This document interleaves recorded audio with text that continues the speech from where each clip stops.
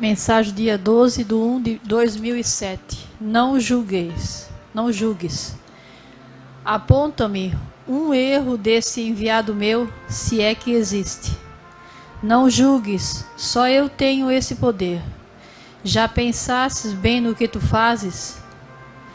Tens certeza de que em nada erraste? Só em julgares este meu profeta, julga-me também. Procura confessar-te antes que chegue a minha hora. Não deverias virar as costas para um enviado meu.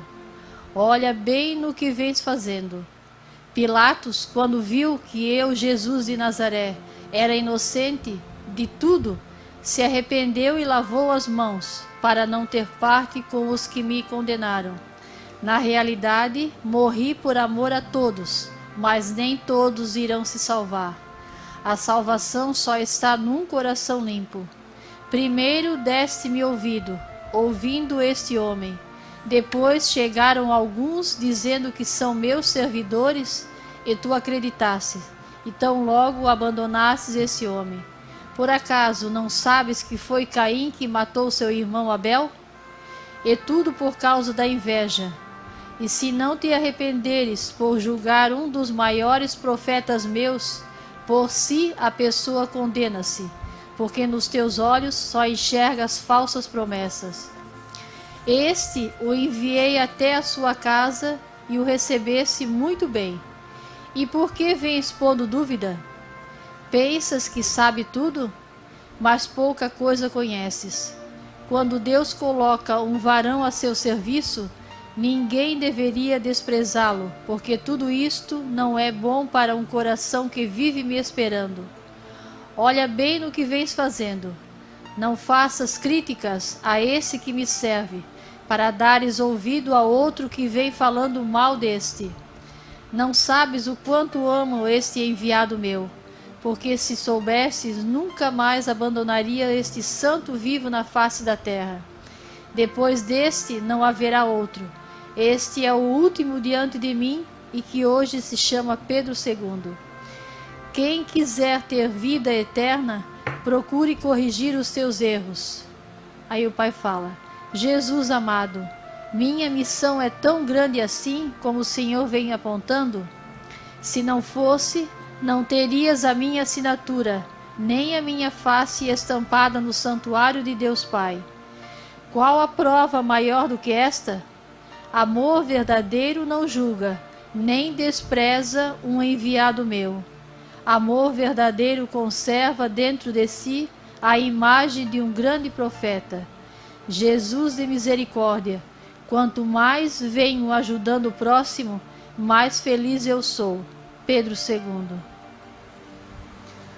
O título dessa mensagem é Não Julgues. Eu sou um pouco suspeita de falar, né? Porque eu estava sempre junto com o pai, sou muito apegada ao pai, então é difícil as pessoas aceitarem que eu defenda ele.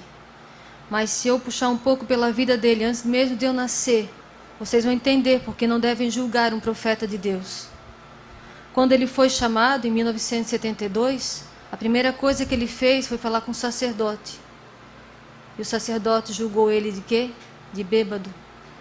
Disse que ele estava bêbado, que era coisa da cabeça dele. O que ele falou foi que ele viu o céu aberto, que Deus pediu para ele abandonar aquela vida de músico, aquela vida pecaminosa, não pecar mais contra a castidade e servir a Deus. Por isso ele foi julgado de bêbado por um sacerdote.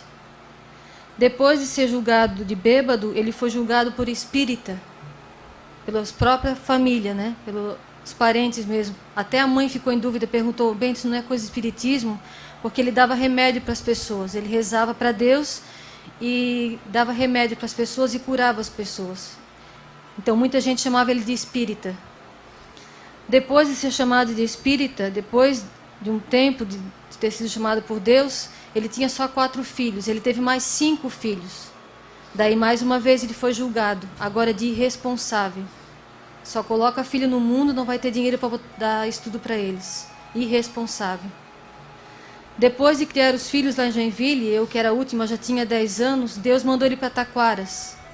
Mais uma vez ele foi julgado, agora de maluco. vai para um lugar daquele, não tem emprego, não tem escola para os filhos, é um maluco, vai fazer o que da vida? Depois que ele recebeu as mensagens, mais uma vez ele foi julgado, agora como um doido. O padre esteve aqui em casa e disse, vai procurar um psiquiatra. Depois de receber as mensagens, ele começou a receber os prêmios que Deus tinha prometido. Tu vai sofrer muito, tu vai para Taquara, tu não vai ter salário, mas de fome tu não vai morrer. E nessa vida eu vou te dar tudo o que tu precisa, na outra muito mais. Então, quando ele começou a receber os prêmios, ele foi julgado de liso. Espertalhão, né? Depois, com as mensagens que ele pedia somente o respeito para Deus, ele foi julgado mais uma vez. Agora ele foi julgado de herege, porque não aceita o Papa que está lá, contradizendo tudo que está escrito na Sagrada Escritura. Então ele é um herege, né? Depois de toda essa vida de sacrifício e de julgamento, ele contraiu a doença, recebeu a doença com paciência, em silêncio, morreu, atestando a fé e dizendo com toda clareza, eu sou o porta-voz de Deus. Por ele ter sofrido, por ele ter aceitado, por ele proclamar a sua fé, sendo o porta-voz de Deus, ele foi julgado agora de falso. E o que Deus pede? Quando Deus coloca um varão a seu serviço, ninguém deveria desprezá-lo, porque tudo isso não é bom para um coração que vive me esperando. Olha bem no que vens fazendo. Olha bem o que vocês estão fazendo. O pai sempre foi julgado errado. Primeiro de bêbado, depois de espírita, irresponsável, maluco, doido, liso, herege e falso. Agora a família também. Vocês não sabem o quanto Deus ama esse enviado, porque ele é o último. Isso já está escrito na Sagrada Escritura, nas bem-aventuranças.